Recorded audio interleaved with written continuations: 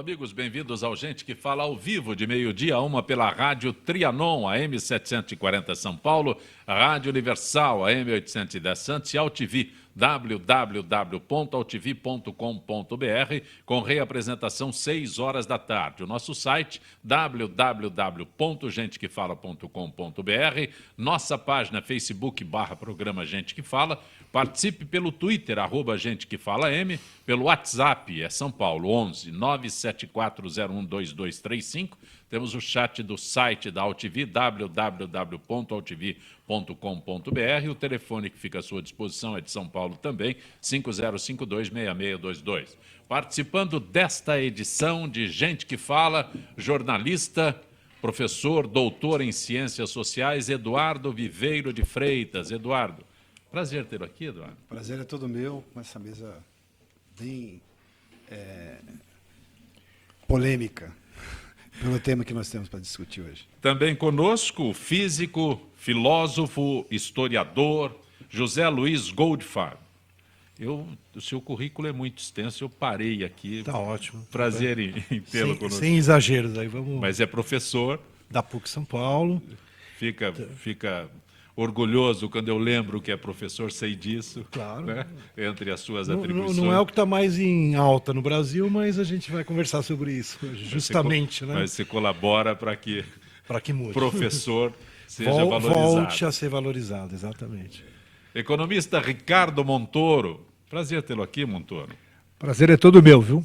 Você é coordenador do Programa Município Verde Azul, tá certo? Tá certo até semana passada, mas enfim, eu vou então continuar não no. Certo. Não Estou certo. Está certo porque eu não vou nunca deixar esse programa, que é um programa que depois eu também vou discorrer sobre ele, mas eu estou agora numa assessoria mais parlamentar, ajudando a secretária Patrícia Iglesias. Então você está fora da Secretaria Estadual do Meio Ambiente? Não, estou na secretaria, simplesmente mudei um pouco a função, nessa reestruturação. Eu fico preocupado quando eu anuncio aqui, cometo deslizes. Não cometeu nenhum deslize, é exatamente isso. Eu não tenho nem... O meu cartão ainda é como coordenador do programa Município Verde Azul, que é um programa democrático, descentralizado e participativo. Obrigado, você é muito gentil. Leonor de Sá Machado. Prazer tê-la aqui, Leonor. Prazer é meu, obrigada pelo convite. Você é presidente da Bridge Global. Exatamente, The Bridge Global é uma empresa... Eu não sei corretamente, quase corretamente. The Bridge Global é uma empresa de responsabilidade social que faz projetos de responsabilidade social no Brasil e em Angola. Então nós atuamos nos dois territórios. Muito bom tê-la aqui conosco. No nosso Daí o sotaque dela, né? Sim. O sotaque todo mundo... Um sotaque muito charmoso. Obrigada. Olha, o assunto hoje, sem dúvida alguma, o ministro da Educação, Cid Gomes, pediu demissão do cargo após gerar revolta entre parlamentares na base aliada e depois de afirmar que a casa tem 400 achacadores... Cid Gomes disse que partidos de situação têm o dever de ser situação, ou então larguem o osso, saiam do governo. Os partidos aliados, liderados pelo PMDB, pressionaram o governo e o presidente da Câmara, Eduardo Cunha, chegou a comunicar, né? Dizem que ele tinha sido informado, outros dizem que foi por iniciativa, mas chegou a anunciar ali, quando estava na presidência da mesa, que Cid Gomes era ex-ministro. Montoro, Viveiros, professor. Eu só queria começar, eu sei que vou fugir um pouquinho, né, mas você vê, curiosamente, né, ele era o ministro da Educação. Aí vocês vão dizer para mim, né, tanto faz, ele podia ser ministro de qualquer área e o fato dele ter ido ao parlamento e falado o que falou desencadeou essa crise que nós estamos aqui hoje, mais uma, né? Parece que cada dia a gente tem uma novidade nesse país. Não precisa ter partido de oposição, né? Não precisa ter partido, o governo está... Na verdade, ele vazou uma conversa informal que ele teve com outras pessoas. E aí, como a nossa... Eu queria iniciar dizendo assim, né, puxando a sardinha um pouco para o meu lado, né, é que não é coincidência, mas parece que tinha que ser educação, né? Porque, em parte, eu acho que tudo que a gente está vivendo, né, nesse país, né, esse certo desmando, falta de perspectiva, falta de liderança, como o Cid Gomes falou, quantas pessoas se salvam, né? Já teve uma música, lembra quando o Lula ainda era oposição, né? Tem uma música sobre os bandidos lá de Brasília, né? Um rock. E eu acho assim, quer dizer, a raiz do que a gente está vivendo é que a educação, infelizmente, tá? E passamos governos até com sociólogos, gente com muita educação, mas não conseguimos ainda no nosso país, em 500 anos, já vão para 600 anos, reverter essa situação de que a educação ela vai indo, mas ela não é a prioridade. Qualquer país, Espanha, Coreia, que deu algum salto nas últimas décadas, teve a educação. Você imagina, eu sou de família, minha esposa é espanhola, você ia comprar o jornal de domingo para ver o Barcelona, o Madrid, você ganhava um livro. Não é que você tinha que pagar, como aqui, R$ 15 a mais, R$ 20 a mais para receber um livro da Folha, do Estado, de qualquer promoção. Não. Lá teve um período onde você... Por quê? Porque eles queriam que as pessoas lessem. Por que eles queriam que as pessoas lessem? Porque a mudança do país, estrutural, profunda, democracia, ela passa, é o mundo moderno. Não estou dizendo nem que é o único caminho que existe na história da humanidade. Não. Mas no mundo moderno, se a gente não tiver pensamento, raciocínio, planejamento. Eu brinco assim, às vezes um pipoqueiro em Nova York pensa mais do que o dono da fábrica de pipoca no Brasil. Mas, Fábio, eu vou interrompê-lo, algo que eu digo sempre aqui. Se o governo educar as pessoas, os brasileiros, eles aprendem a votar. Sem dúvida. É um dos pontos chaves, né? Não é o único. Impede. Viveiros, Montoro. Se você me permitir, Viveiros, eu primeiro queria fazer uma parte com o professor José Luiz Goldfaber, que ele manifestou a sua gratidão por ser professor. Eu me lembro que o Montoro, meu pai, ele às vezes ia numa cerimônia e chamavam ele doutor, senador, deputado, governador, tal. Ele interrompia e falou: o senhor esqueceu o professor. E ele nunca deixou a cátedra, na PUC, exatamente. Ele nunca deixou a cátedra. Nós aqui, a família praticamente interferiu para que ele, durante o governo, não dava tempo de dar aula. Foi a época que ele interrompeu, mas dava algumas aulas inaugurais. Então ele realmente tinha muito orgulho de ser professor. Agora, entrando ao assunto do Cid Gomes, eu diria que a família Gomes é um exemplo de... Eu até admiro os dois, não tenho, mas é um exemplo de destempero político. O que a gente viu ontem na Câmara, eu tenho experiência desde, me lembro que faz 60 anos, e eu me lembro, o Montoro foi eleito presidente da Assembleia, o meu pai. Então eu tenho uma vida de acompanhar o parlamento muito grande. Eu acho que eu não me lembro ter visto uma coisa tão esculachada como foi a sessão de ontem e a intervenção do Cid Gomes apontando para o presidente da casa, né, dizendo que eu prefiro ser mal educado do que estar na lista daqueles que são achacados pela Petrobras. É muito grave na casa no parlamento brasileiro, que deveria e deve representar, ser a voz do povo brasileiro, existir esse tipo de debate mal educado. E esse tipo de debate, sim, é mal educado, não leva a nada, a não ser uma satisfação própria de jogar para fora o seu estilo raivoso, uma coisa que eu brinquei, evidente, eu tenho o maior respeito pelo governo, embora seja oposição, mas não precisa de oposição nesse país, porque é todo dia um escândalo, todo dia. O que houve ontem, um ministro da Educação fazer o que fez no Congresso, e ele era ministro quando foi no parlamento e fez aquele destempero, o Cid era ministro da Educação, saiu de lá e pediu demissão. Talvez já tivesse pré-combinado, mas ele foi como ministro, né? E foi um espetáculo absolutamente vergonhoso, que não vai deixar saudade. Eduardo Viveiros. O Mao Tse Tung tem uma frase que é muito interessante, que diz o seguinte: há uma grande desordem sobre o céu, a situação é excelente. É excelente para a gente entender o país, para a gente entender as relações políticas, para a gente entender o que está acontecendo.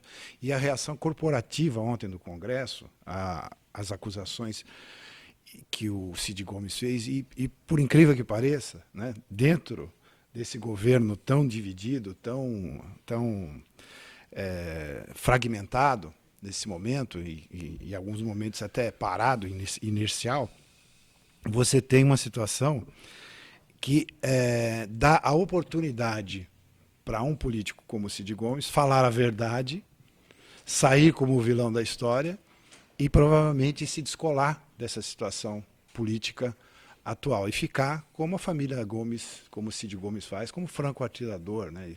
O Cid Gomes tem artigos na revista Carta Capital, não sei se ainda tem artigo, o Ciro. E ele ataca o próprio governo, faz críticas até pertinentes, né? Mas no estilo que um autor aqui bem destacou, que é destemperado, agressivo, etc., né? Então, fica uma situação interessante, porque assim, ninguém está mentindo. Todo mundo está dizendo a verdade, né? Mas a visibilidade que a política está tendo para a sociedade, e isso a mídia tem o papel claro de fazer, de mostrar, é a visibilidade mais negativa que nós já tivemos nos últimos anos, nos últimos tempos. Então, vamos esperar, ver se essa situação excelente propõe, dessa situação excelente, saiam propostas que façam uma mudança qualitativa, uma reforma política, por exemplo. Nós estamos numa berlinda, na verdade, né? Porque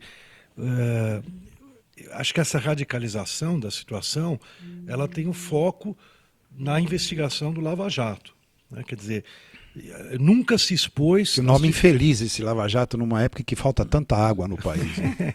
Isso aí mesmo. É muito feliz. É uma piada.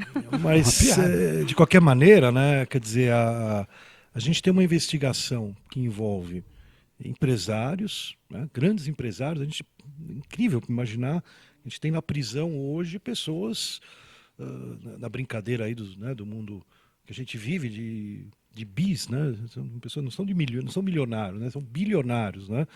Outro dia perguntaram lá para um dos diretores da Petrobras: você está falando em real? Ele falou: não, estou falando tudo em dólar, né? Ainda mais agora que a diferença é grande. Então, essa realidade que a gente tem de uma investigação onde tem empresários, onde a gente tem agora algumas semanas, por isso aconteceu essa situação, a gente tem os políticos, né, incluindo os presidentes da casa. Quer dizer, vai ser muito dura a condução, porque qualquer momento tenso, o cara vai falar: mas você, tá certo? Você, quem é você? Né? Quem é o presidente da Câmara? Quem é o presidente do Senado? Né? Os dois, né? Os dois são investigados, né?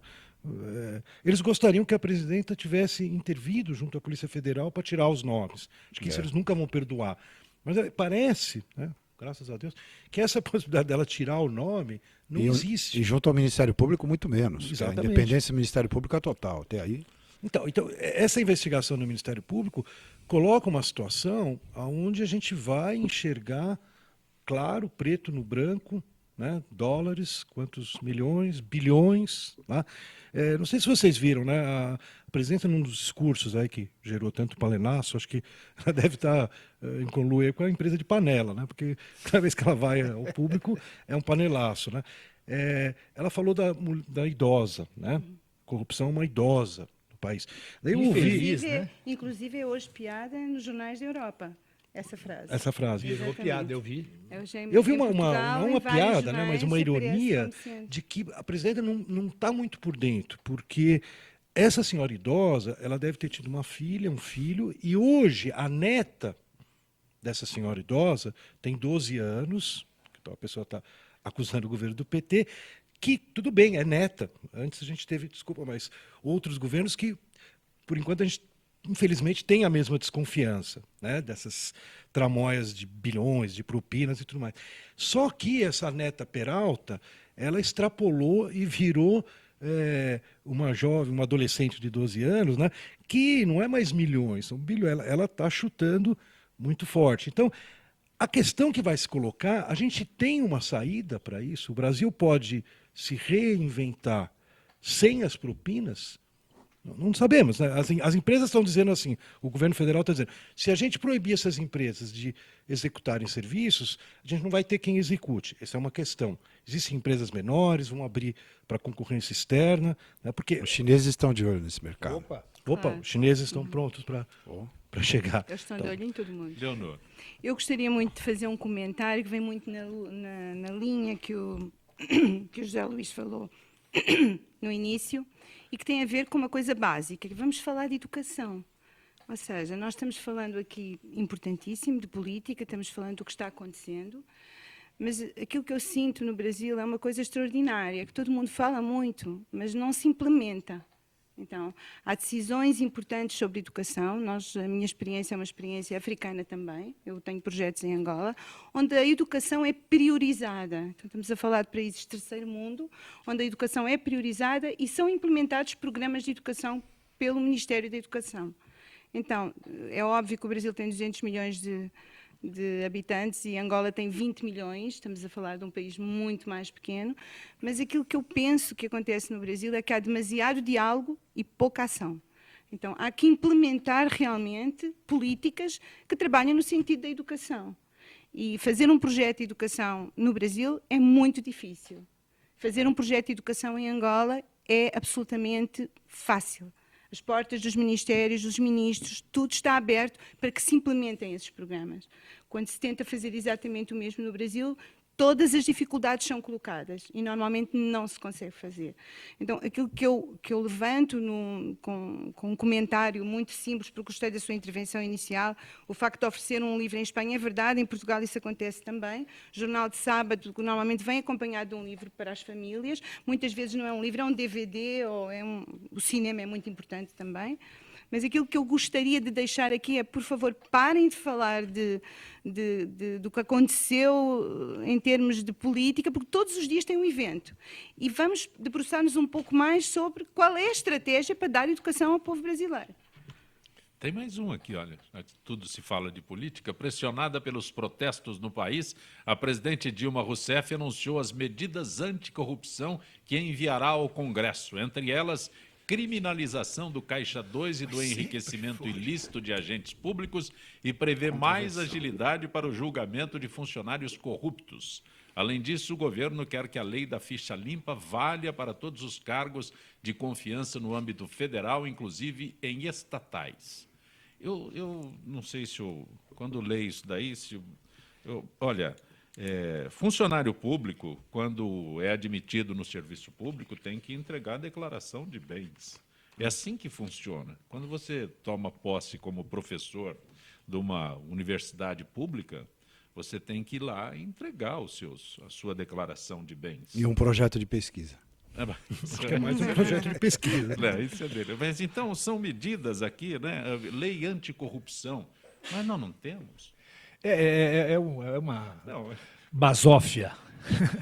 Eu li recentemente, e depois gerou muitos comentários, que vocês devem ter lido também, o artigo do Dr. Modesto Carvalhosa a respeito da lei anticorrupção, em que ele elenca mais de 15 atitudes que são absolutamente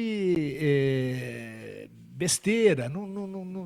Não é verdade que está tendo uma lei anticorrupção. Essa lei é para inglês ver, ou para a gente ver de uma maneira enganosa. Não existe nada de novo. Caixa 2, crime. Caixa 2 sempre foi crime, Caixa 2. Né?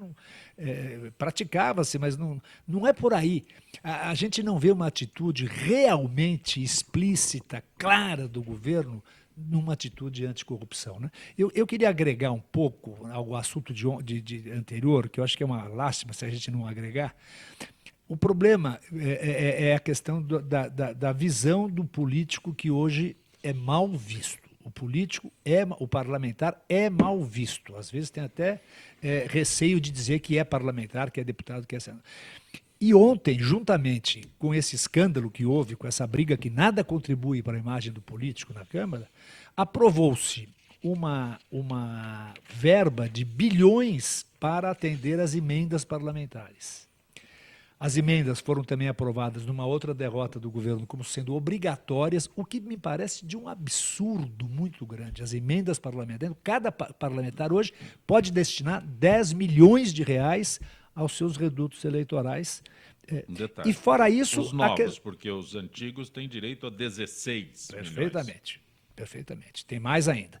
Então, essas emendas parlamentares, eu conceitualmente, eu sou contra as emendas. Eu acho que não tem sentido o fato de você ser parlamentar, você ajudar uma ONG. Primeiro é uma fonte, aí nasce um pouco a corrupção, né? Então eu acho que é muito a gente tem que preservar a classe política. Além disso, aprovou-se multiplicar por 3 o fundo partidário, que vai contra tudo o que eu imagino em termos de reforma política, que é a existência de partidos representativos, ou seja, 4 ou 5, não dá mais do que isso num espectro político. Nós temos 30 partidos políticos hoje que, sem citar e sem ser leviano e irresponsável, que não representam ninguém, representam o interesse da sua direção e na área eleitoral fazem negócio com os partidos, né? Então eu queria só agregar à discussão anterior do Cid Gomes, dizer que no mesmo dia foi aprovada multiplicaram por 3 o fundo partidário, que me parece um absurdo, e liberaram o dinheiro do orçamento que está restritivo, todo mundo está sentindo que está faltando dinheiro, o país não cresce, o país não produz, não paga imposto, mais de 2 bilhões ou 16 milhões para cada parlamentar. Isso é um absurdo e vai contra a classe política. Vivemos.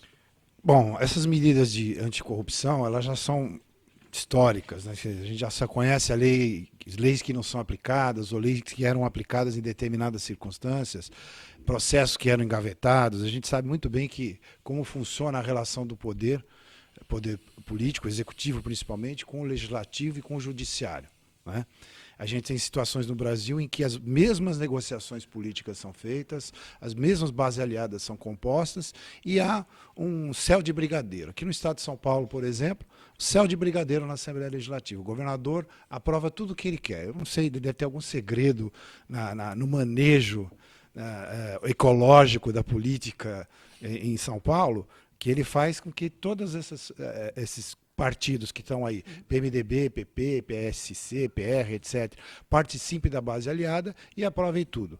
Em certo sentido, também o prefeito de São Paulo tem conseguido ter um manejo político na Câmara Municipal, porque tem uma maioria e tem uma aliança sólida para aprovar algumas coisas. Teve alguma dificuldade, mas está tocando a bola, né?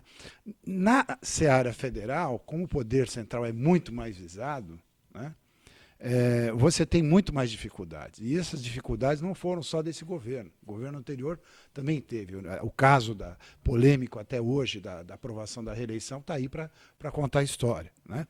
Então, essas medidas elas são cumulativas, são repetitivas, são óbvias, né? Mas tem aquela história, a mulher de César não basta ser honesta, ela tem que parecer ser honesta, né? E a sociedade tem que acreditar nisso. O problema é a visibilidade que a política e os políticos estão tendo, totalmente negativa nesse momento. Se a gente continuar assim, a negar a própria política como uma atividade nobre, a gente recupera os gregos e romanos e outras dimensões aí da política liberal, por exemplo, mesmo a utopia socialista, se a gente continuar negando a política, nós vamos levar todos esses problemas para dentro de um ralo e ele vai ser tragado, né? A educação vai ser tragada, a saúde, etc. O combate à corrupção, pela disputa pura e simples, dura, pelo poder. É esse o ralo que a gente está na sociedade brasileira atualmente. Leonor. A disputa política. Bem, eu diria que o comentário do Eduardo sobre a visibilidade dos políticos que vai pelo ralo e que tudo o que é importante desaparece é exatamente isso que eu penso. Na realidade, há uma discussão política brutal. Quando disseram ainda há pouco que não é preciso ter oposição, porque a oposição são todos juntos, todos são oposição, às vezes dentro do próprio partido a oposição existe, como vimos. Um outro comentário que eu achei muito interessante, não existe uma atitude explícita, que o Ricardo disse, da lei de anticorrupção. Então, como é que num país onde os temas da corrupção graçam por todo o lado e onde todo mundo, no fundo, tem alguma coisa a ver com alguma coisa, como é que essa lei anticorrupção já não está clara, explícita e apresentada? E, mais uma vez, eu diria aquilo que eu sempre penso, que é há uma falta de ação no Brasil, há uma falta de dizer vamos para a frente fazer. Acabou a conversa política, não vamos pelo ralo com os temas importantes, que eu acho que é a mostra exata do que eu penso. Não é só falar de educação, é falar de educação, é falar de saúde, é falar das pessoas, dos brasileiros, e na realidade essa noção de que não tem que ser política, tem que ser simplesmente fazer coisas para as pessoas.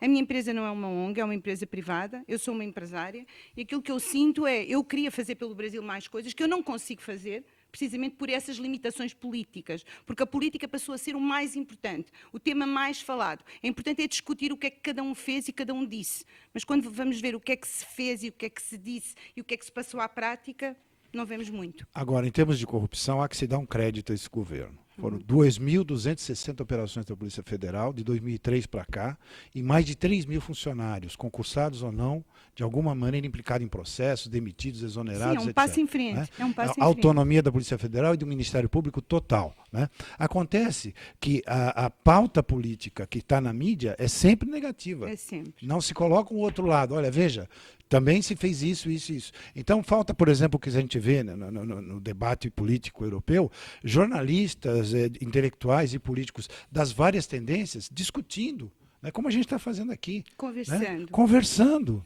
agregando, E apresentando somando propostas. análises e propostas. Tem um programa muito divertido na TV espanhola, na TVE, chama-se 59 Segundos.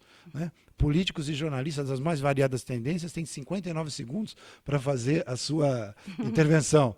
Quando vai dando 56, 57, o microfone começa a descer e a pessoa vai atrás. Né? E os debates são ótimos.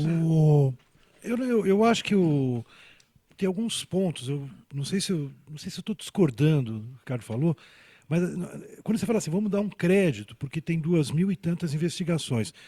Ou é porque agora está se investigando, mas infelizmente, eu discutindo, né, na PUC, tem gente que defende, né? Tem gente, vamos dizer, que apoia o governo e que me decepcionou muito por um histórico, ético, tudo, que diz assim, se a corrupção é tão alta, é porque muita coisa está sendo feita. Você entende? Quer dizer, principalmente o governo federal, distorção. que tem, vamos dizer assim, você quer empreender grandes obras, estradas, transporte, transposição de água, enfim, tantos problemas que a gente tem, perfuração de poços, do petróleo, ou vamos para a Europa lá, os cataventos da energia eólica, tem tantas opções, mas o que está assim, você lembra, meu pai falava para mim que na época do Adhemar de Barros ele dizia, rouba mais faz, né? Não é as mesmas palavras, né, porque são meio ofensivas, mas dá a impressão que se você negocia essas negociatas das propinas, né, é porque você está empreendendo. O governo federal, né, fez tanta coisa e agora a gente está vendo qual é o pano de fundo dessa negociação. O que dói, né, quando a gente fala da educação, é que, por exemplo, O duro é ter que fazer isso para fazer alguma coisa. Essa é a coisa mais dura da política no Brasil. Então, é isso que a gente vai, em algum Mas é uma fase momento, que tem que se passar, pode ser tem que se agora, passar eu por espero agora. que seja agora. Né? Historicamente. A gente sabe que em algum momento isso ia ter que parar. Tá certo? Porque, senão, é o que ela falou, a gente tem um projeto, por exemplo, eu atuo na Prefeitura do Rio, numa área de leitura para a educação. Tá? Então, tem um projeto que sabe o seguinte, quer dizer, quanto mais escolas de tempo integral nós tivermos, melhor será o desempenho da criançada. Claro. Né? Isso todo mundo sabe, mas qual é o problema de escolas de tempo integral? É a construção das escolas, precisa de muito mais escola, porque as escolas têm um turno de manhã para uma moçadinha, outro dia à tarde para outra. Então nós precisamos mais escolas físicas e precisamos contratar professores para lá, capacitar e tudo mais. Agora, quando a gente vê que o dinheiro é tão fácil, você entende? A gente fala assim, o cara, ele fala na televisão, né, na CPI, ou depois a gente vê os depoimentos lá na delações, né? Nós estamos falando de muitos bilhões, não sabemos, isso nós somos só da Petrobras. O comentário europeu a que se referiu a professora é exatamente esse, né? Que não é possível ser tanto. Onde vai guardar? Tem que montar uma empresa para guardar 80 bilhões de dólares que foi desviado. É uma coisa muita educação. Muito banco, né? É muito banco. Se você me permite, eu acho a defesa mais hipócrita que existe da atual situação é essa que você se referiu, que algumas pessoas se defendem dizendo, não, só assim se faz. Né? E isso é o fundo do poço, é entregar todo tipo de ética, de padrão de conduta para o lixo. Né? Quer dizer, então tudo, se para fazer uma estrada é necessário você pagar propina, então... Não é para fazer uma estrada, é para ensinar, para fazer um projeto de educação. E o seu depoimento eu achei muito importante e quase que histórico. Né? É uma pessoa que vem para o Brasil com o intuito de progredir, de investir numa área fundamental que é a educação e tem dificuldades. Não há dificuldades, evidentemente, eu não sei a sua situação, mas eu digo, não é dificuldade necessariamente financeira, é dificuldade política. De operacionalizar. De operação, quer dizer, Exatamente. o Brasil está fechado, né? Exatamente. Então há que se mudar. E também não se justifica, também se roubava. Se roubava no passado, pegaram agora, então tem que punir agora, tem que ir em frente agora com o que está acontecendo. Nenhuma desculpa, nenhuma defesa será válida, serão todas hipócritas. E o pior, assim, Preciso- nós estamos preciso de um aqui, estamos com instantezinho essa equipe bonita trabalhando, né? Do outro lado da tela, pelo Brasil afora, e tem gente assistindo lá no Ceará, tudo, pela internet, tá cheio de gente, desculpa, porque, só para completar isso, outro dia uma matéria de um super filósofo lá da USP e tal, dizendo assim, não, o ódio está crescendo contra a presidenta, mas é uma coisa, na verdade é uma visão psicológica, filosófica, é uma projeção nossa, porque nós temos esse dilema, porque tudo na vida tem uma propina. Exatamente. A população brasileira, eu trabalho em tantas áreas, né, na universidade. Não sei onde é que a censura Acho que todo chega, mundo- Zé Mas a sociedade brasileira Tá não é. trabalhando, meu. A tá sociedade trabalhando, tá brasileira não é suando. corrupta? Não, Não? não, Não? não. Tem certeza? Ué, Deixa eu... você saia daqui hoje à tarde, até você chegar em casa à noite, para num café, compra um cafezinho, entra numa reunião. No com os trânsito, amigos. as pessoas transgridem a lei toda hora. Na relação com o poder, dos mínimos poderes, desde da entrada do seu prédio Tá, quanta até corrupção? o Pergunta policial pra na ele, pra estrada, ela, pra ele. Quanta a corrupção sociedade eles fizeram brasileira hoje? é corrupta. Vamos ver Por quanta isso que eu corrupção digo, a aqui nessa situação mesa. é excelente para a gente Você aproveitar para corrompeu, foi fazer... corrompido hoje? De Hoje? certa maneira, não. Ontem? Não, Antes de ontem? não. Semana passada? Mas Mês passado? os alunos sempre me assediam para pedir nota, por Quanto que exemplo. nós recebemos para vir aqui no programa, o Zancopé? Não é nesse sentido que eu estou dizendo. Eu estou sentindo é que as relações na sociedade brasileira, isso é histórico desde a colônia, de todos os tempos, desde Você não vai da carta dizer que é culpa do peri- português, tá? o escrivão, o Caminha já pediu emprego lá para Valência em Portugal. Ao rei. Então, Olha, isso é uma coisa. Agora, perfeito. o grau que tem tomado e a visibilidade que isso tem tomado é essa oportunidade para a gente varrer isso do mapa. Né? Por que o orçamento da Câmara aumentou, o fundo partidário está aumentando? Porque já estão se prevenindo, porque a grande discussão da reforma política é o financiamento público de campanha. Perfeito. Né? Para evitar a corrupção. Eduardo, só um instante, é que hoje é quinta-feira e nós temos conosco as dicas da AFIPESP, trazendo informações para ajudar a reduzir o consumo de água. Gisele Souza, do setor de eventos. Gisele, todos nós... Boa tarde, Gisele. Boa tarde, Zancopé. Boa tarde aos debatedores e todos os ouvintes do Gente que Fala. Gisele, precisamos estar conscientes que a água é um bem finito e que sem ela é impossível existir vida. O momento atual exige economia de guerra. Esta é a palavra de ordem, economia. Não dá para relaxar.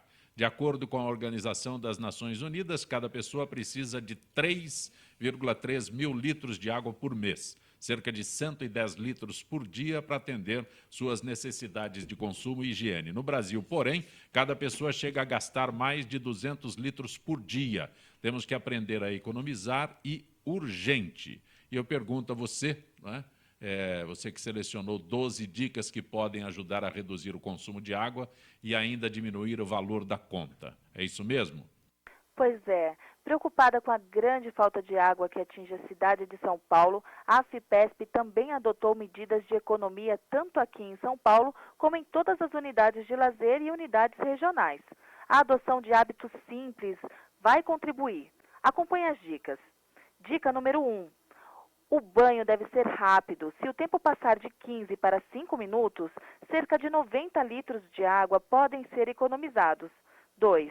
Feche o chuveiro quando estiver se ensaboando. Isso reduz o tempo do banho e economiza cerca de 80 litros de água. 3. As mulheres podem economizar ao desligar o chuveiro enquanto lavam o cabelo. 4. Para os homens que fazem a barba com a torneira fechada, há uma economia de 11 litros de água. 5. Fazer a barba em 5 minutos gasta 12 litros de água. Fazer a barba no chuveiro diminui o consumo para 2 litros. 6. Economize mais de 11 litros de água escovando os dentes com a torneira fechada. 7. Além de manter a torneira fechada enquanto escova os dentes, utilize um copo de água para enxaguar a boca. 8. As crianças também podem ajudar. Ensine-as a fechar bem a torneira após a sua utilização. 9. Mantenha um balde no chuveiro para reter a água que corre até que ela aqueça. Utilize essa água para lavar banheiro, cozinha, até regar as plantas. 10. Não utilize o vaso sanitário como lixeira. Jogue papel higiênico, algodão, absorvente, qualquer outro resíduo no lixo. 11. Não use a descarga se não houver necessidade. Cada vez que ela é acionada, por 6 segundos, o gasto é de 10 a 14 litros de água. 12. Verifique se não há vazamentos. Um buraco de 2 milímetros no encanamento desperdiça cerca de 3 caixas d'água, de 1.000 litros, 3.000 litros de água. E por hoje é só. Quem quiser mais informações, basta acessar o site do portal do Governo do Estado ou da Sabesp. Gisele de Souza, sua gentileza mais uma vez com aqueles que acompanham o Gente que Fala. Gisele, uma boa tarde. Boa tarde a todos os ouvintes e para você, Zancopé. Gente que Fala retornará em instantes.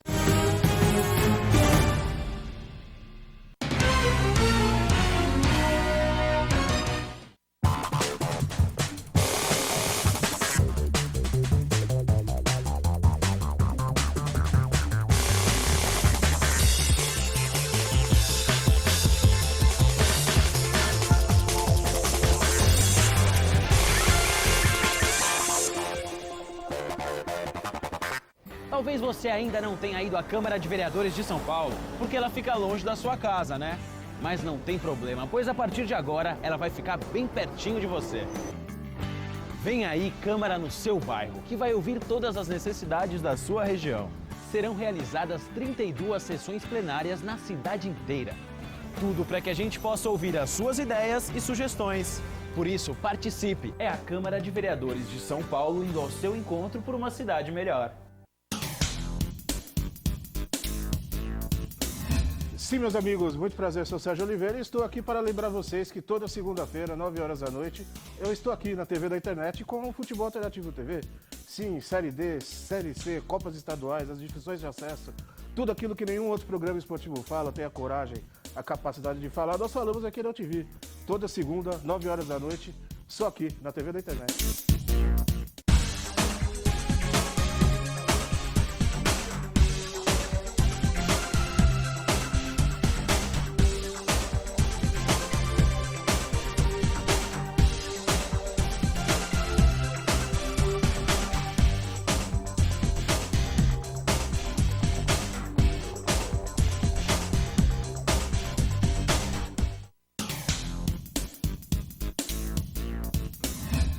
Eu sou Cláudio Longo. Eu, Paulo D'Angelo. E eu sou Tarso Gouveia. Nós apresentamos todas as terças-feiras, às 9 da noite, aqui na altv.com.br, o Família Palestra TV, um programa esportivo onde você sabe de tudo sobre o Palmeiras, aqui na TV da internet.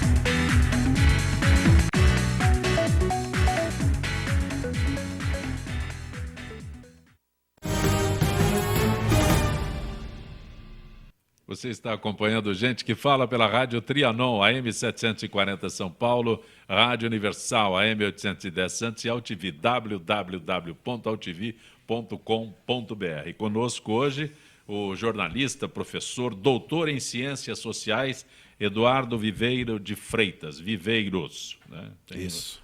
Eu cometo aqui alguns deslizes, como disse ao Montoro há instantes.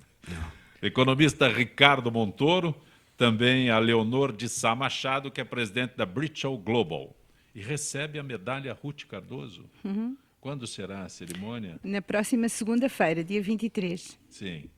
Fala mais um pouco dessa dessa além dos honraria. projetos de educação, eu trabalho também com projetos de violência doméstica, cirurgia reparadora para mulheres vítimas de violência doméstica. Fiz 2 projetos já no Brasil. um deles com a Sociedade Brasileira de Cirurgia Plástica, em que a The Bridge propôs à sociedade fazer cirurgias a mulheres que foram vítimas de violência doméstica através do SUS, priorizando o atendimento dessas mulheres. Nós temos mulheres na nossa sociedade que esperaram 12 anos, 16 anos para fazer uma cirurgia reparadora de uma agressão feita pelo marido, pelo namorado. Então, neste momento, o nosso projeto recebeu cerca de 1000 e tal chamadas, nós acabámos por reencaminhar 180 mulheres e tratámos já 30 mulheres. Não quer dizer que sejam 30 cirurgias, quer dizer que foram 30 mulheres. Às vezes, cada uma leva mais, tem que fazer mais do que 6, 7 cirurgias, porque estamos a falar de mulheres que levaram 20 facadas, mulheres que foram queimadas com ácido, mulheres que atiraram gasolina e pegaram fogo. Então, tem situações absolutamente dramáticas. Nós fizemos esse projeto de Bridge em São Paulo e depois houve uma continuação desse projeto para Mato Grosso e neste momento... Como as mulheres são inseridas, se beneficiam desse projeto?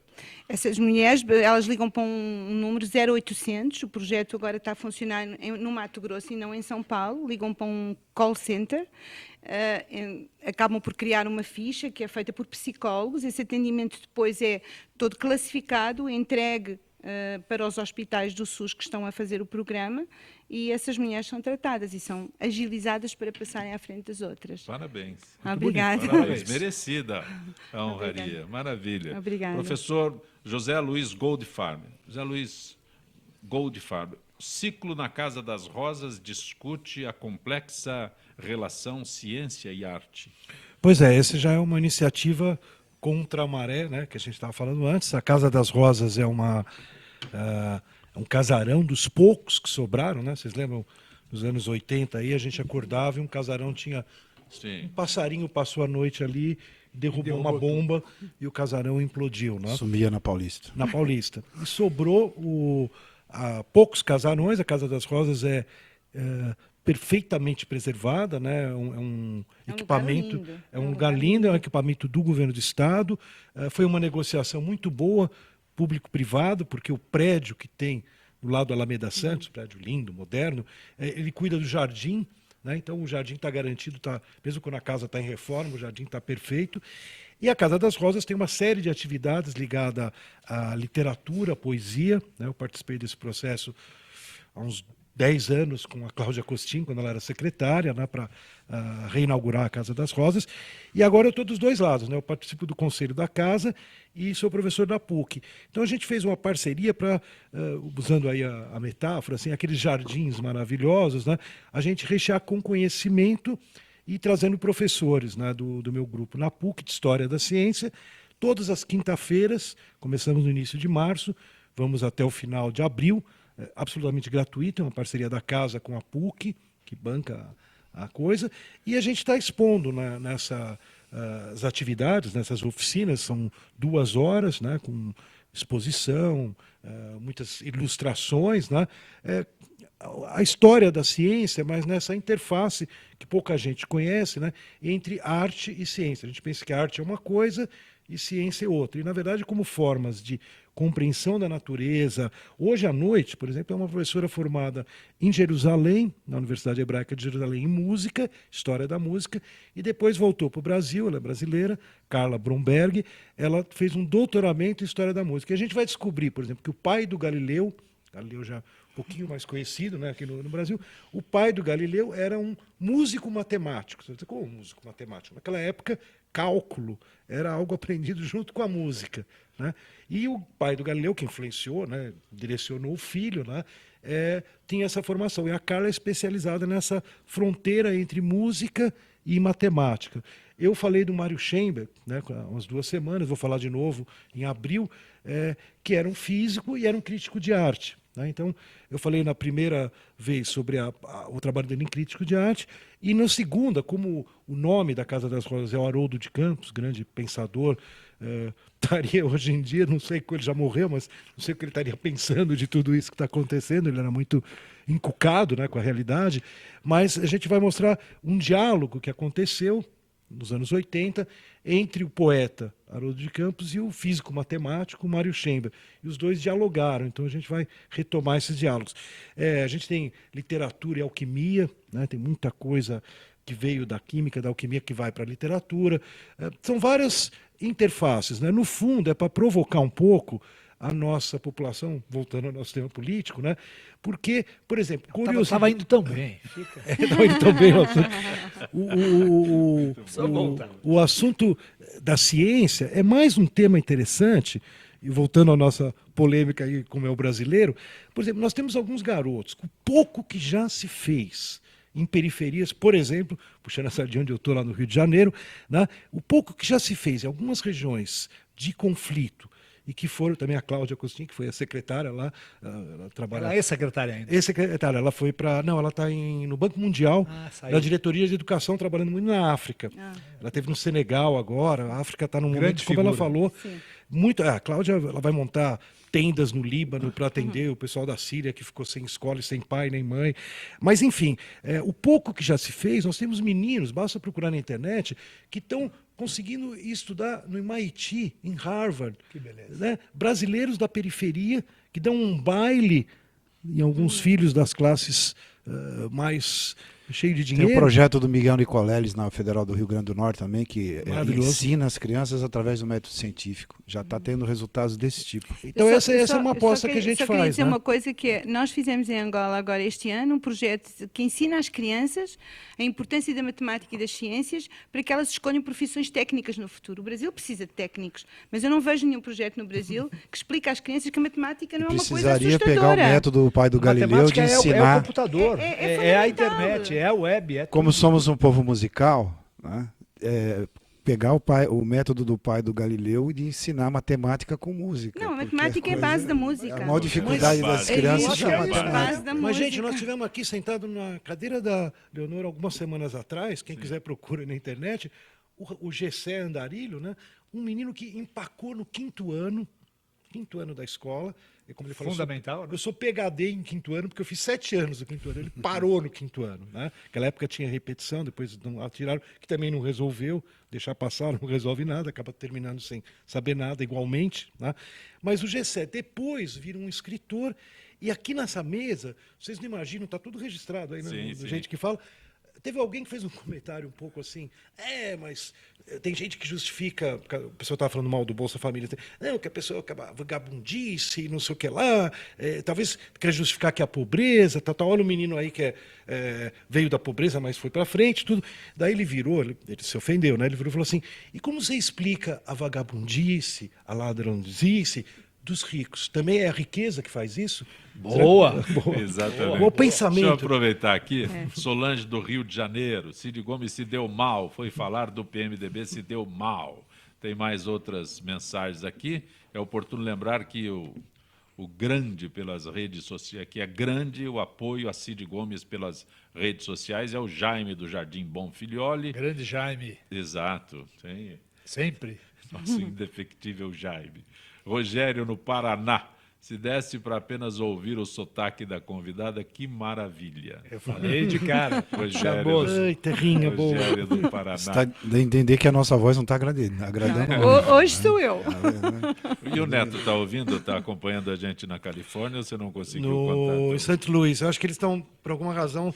Estou na escola, porque eu não consegui o contato hoje. Por alguma razão, é bom. Por alguma razão estou na escola. Bem pertinente, boa razão nobre. Está na escola, né? Na escola. Bem pertinente ao assunto. Por que o Brasil ainda não conquistou nenhum Nobel? Lembrando que países como Argentina e Paquistão já conquistaram os seus. É Laurir Lima, do Rio de Janeiro. Eu esclareço a ele, o Miguel Nicoleles é cotado para ganhar o Nobel. Então eu acho que tem dois aspectos. das pesquisas que ele está fazendo. Que pode disputar. Não é difícil.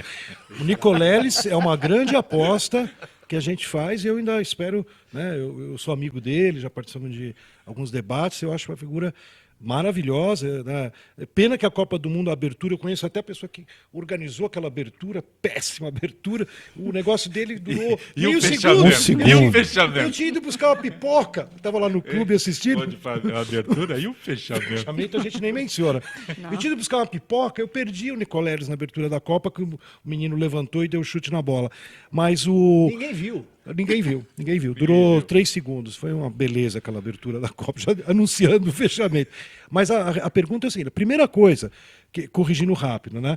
Quando a gente fala Argentina já ganhou, parece que a Argentina não devia ter ganho, né? Bom, então tem que dizer o seguinte, a Argentina teve uma primeira metade do século XX, o que mostra que a América Latina não tem que ser necessariamente república de banana, né? A Argentina teve uma metade do século que o Einstein foi lá, ele até parou no Rio de Janeiro, mas ele estava indo para a Argentina. O metrô da Argentina é igual ao metrô de Nova York, Paris, é um metrô, Lisboa, tudo construído como deviam ser os metrôs, Mas- no começo do 20. O nosso, você sabe... Mais de o nosso é década 30%. 70. Mais de Até 30% dos jovens de 18 a 24 anos estão na universidade. Aqui a gente está batendo em 18. Exatamente. Então, isso que ele fala. É uma não é capital para... da cultura. A Era uma Argentina tem uma capital da tradição cultura. científica, literária, tudo. Que, infelizmente, dá um baile na gente. Tá? Então, não dá para dizer a Argentina ela está mais próxima da Espanha, de Portugal. E tal. Agora, nosso problema, eu vou dizer para vocês uma coisa que me preocupa. O indicado ao prêmio Nobel, ele também é consultado os seus pares no seu país. O meu medo, eu vou dizer para vocês... Comunidade. É que, exatamente. Como a comunidade aqui, a gente vê... Você não vai gostar assim, a gente vê a comunidade política, essa influência... Não às se vezes, apoia. não se apoia. Eu tenho Exatamente. medo, com o Mário Chembre, que eu estudei a fundo, foi meu tema de doutoramento, tudo, eu cheguei a detectar, não consegui comprovar, então não está na minha tese, né? Mas eu cheguei a detectar uma certa resistência de alguns brasileiros do tipo assim, ele era bom, mas não era tão bom, entendeu?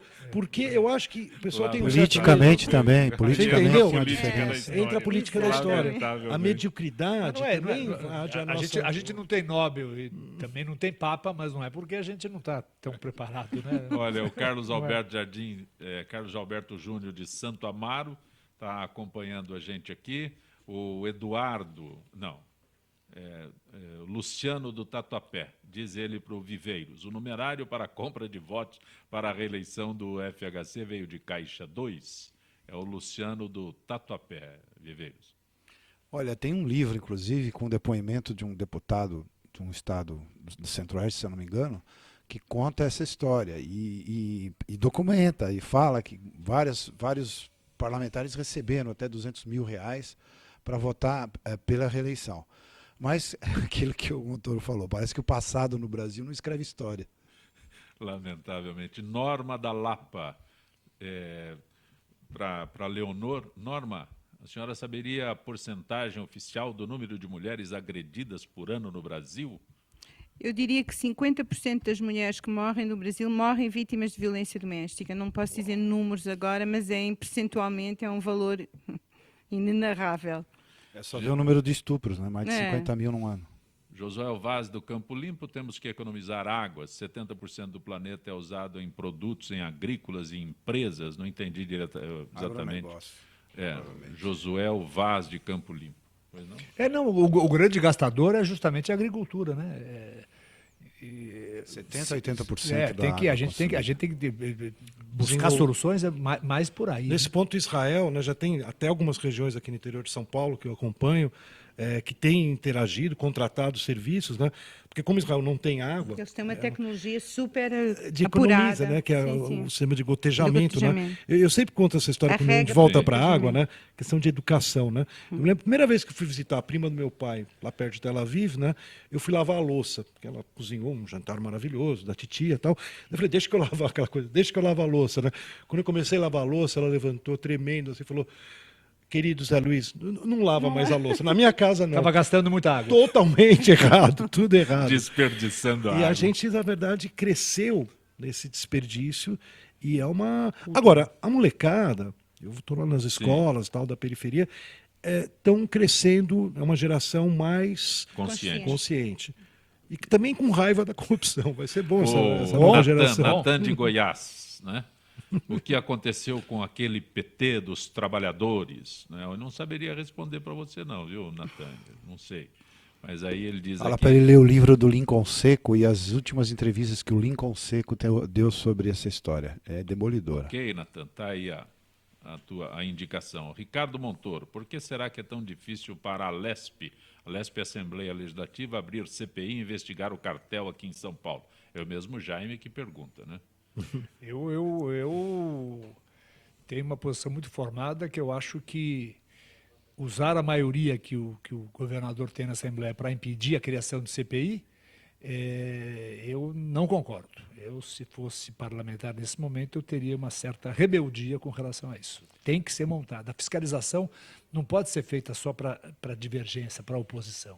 A fiscalização tem que ser para o governo também. A Lúcia diz que, Montoro, a corrupção brasileira está enraizada no Congresso Nacional. É a Lúcia que está acompanhando. E ainda a Eva do Cambuci faz referências aqui Se eu puder, em 15 segundos, quer dizer, no fundo...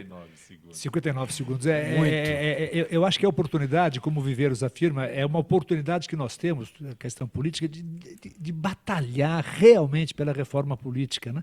Quer dizer, a corrupção seria muito menor, seria muito mais autêntica a eleição se ela fosse distrital, se fosse no seu espectro de conhecimento distrital, não universal, não assim que você tem que procurar voto desde o sul, da Ilha Solteira até Araçatuba, você ficaria restrito. Muito grande. Você ficaria restrito à sua. Isso dá um programa inteiro, mas enfim. Mas a gente volta ao problema que ele levantou. Por que não aprovam?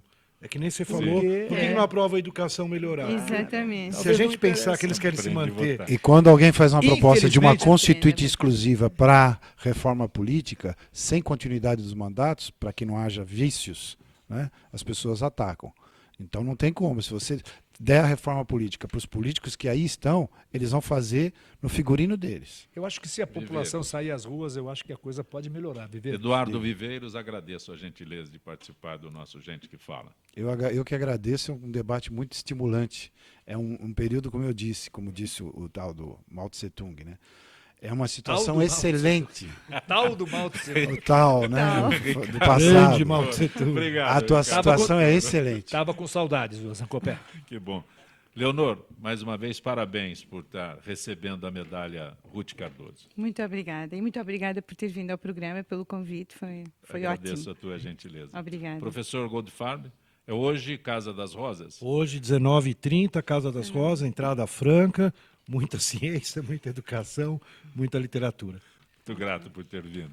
Gente que Fala tem na direção-geral o jornalista Fausto Camunha, diretora de produção Zenilda Salvato, redação Raela Brandão, Pedro Schiavon, na pauta José Carlos Sicarelli, na produção cultural Ricardo Godoy, na rádio Trianon, Neildo Neres, Cléo Rodrigues, Ricardo Valim, Benê. Na direção da UTV, Alberto Luchetti, na técnica James Eduardo, Marcelo Fontan, Iago Matsumoto, Sérgio Oliveira, Arthur Endler. Estaremos de volta amanhã, meio-dia. Gratos, até lá.